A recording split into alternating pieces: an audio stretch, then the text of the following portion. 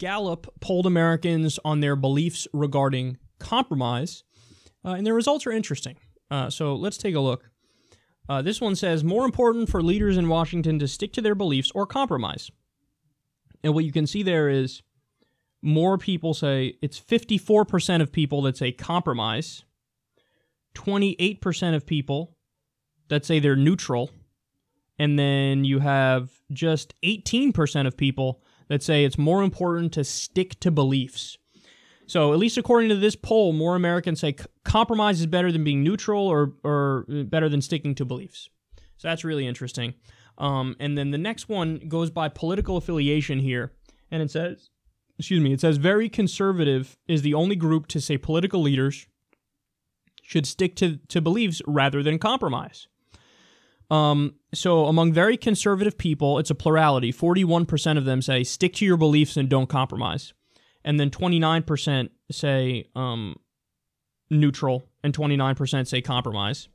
And then let's hop all the way to very liberal here. Among very liberal people, 55% say compromise, and then 28% are neutral, and just 17% say stick to your beliefs.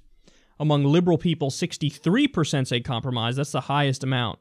And only 14% say stick to beliefs. So here's why I'm covering this poll, because I think it's interesting, but also this is what I want you to do with it.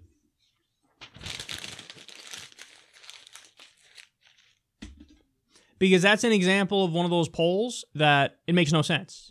Because you didn't say what was in the compromise. You're just talking about this general idea of compromise. And yes, when you talk about a general idea of compromise, what reasonable person is going to say, no, I'm against it. I never want to compromise. That's a bad idea. I'm my way or the highway. That's what I say, pal. Only idiots say that. And by the way, very conservative people were the only people who said that. So I think that's a little bit of evidence for my point there. But it matters what's in the compromise. So if you have Democrats and Republicans agreeing on a compromise to do another war, which is likely, 100%, well then people would go, whoa, what are you doing? I don't want you to do that. Stop doing that. If they agree on cutting taxes for Wall Street, again, likely, people go, okay, you compromise, but I don't want you to cut taxes for rich people. That's a bad idea. So it depends what's in that compromise. Another thing that Democrats and Republicans did compromise on was cutting Medicare and Medicaid. Now, thankfully, a handful of lawmakers on the far right were like, I want more cuts. So it didn't end up working out in the end. But virtually all establishment Republicans and establishment Democrats agreed to cut Medicare and Medicaid, and the polls show over 60% of the American people did not want to cut Medicare and Medicaid, or education, or other things. So to just say, do you believe in compromise, that's not a reasonable way of doing a poll. You have to talk specifically about what's in the compromise. So anyway, the reason I bring that poll up is so that we can immediately dismiss it. Because, again, it makes no sense unless you talk about what's in the compromise. You just talk about this general idea of compromise. It's almost like doing a poll where you say, do you believe in good things or do you believe in bad things? People are going to go, I like good things. Well, yeah, but what's included in good things? Is it good things according to a fascist? Because those things are bad. Or is it, good things according to fucking Martin Luther King? Because those are good. So it's a weird poll, but I wanted to show you it because it illustrates a point about how you can almost craft the answers you want depending on how you phrase things. Another example, when people are asked, do you like Obamacare?